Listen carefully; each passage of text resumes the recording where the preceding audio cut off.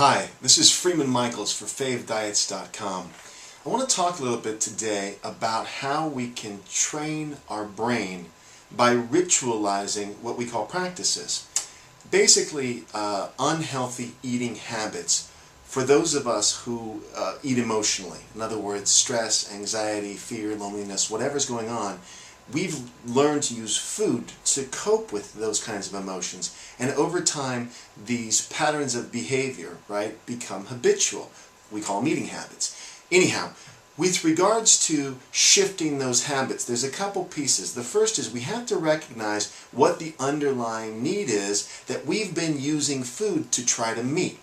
Then we need to find what we call a self-honoring way to meet that need that doesn't involve food.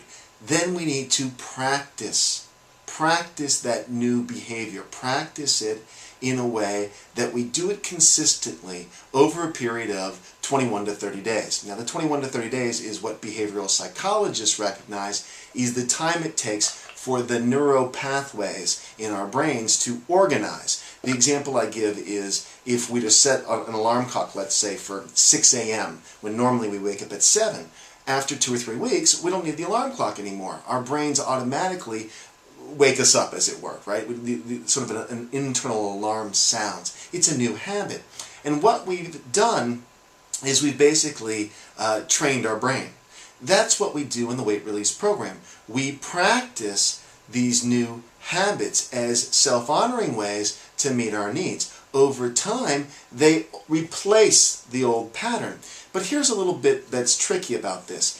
I describe it as being like a new road, right? And it's a new road that we built almost parallel to the old road.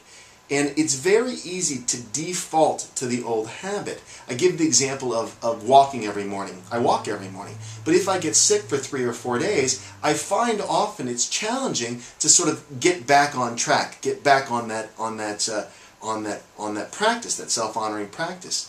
So what I offer is that we ritualize the practice. And by this I mean we create a kind of meaning in the choices that we're making. We infuse our choices with meaning, with purpose, and then we ritualize it, where it's almost like it's a sacred act. I think of this in terms of what we put in our bodies, that we relate to food in a different way. So we're honoring our bodies by what we take in, and that we actually track it, and we give it a kind of meaning, an overarching meaning, meaning for our lives, so then ultimately that helps to keep us back on track. We recognize when we're off track, and we can adjust based on this sort of principle, right? It's a principle and it's a ritual. So those are the two pieces I want to share with you today on this FaveDiets.com video blog.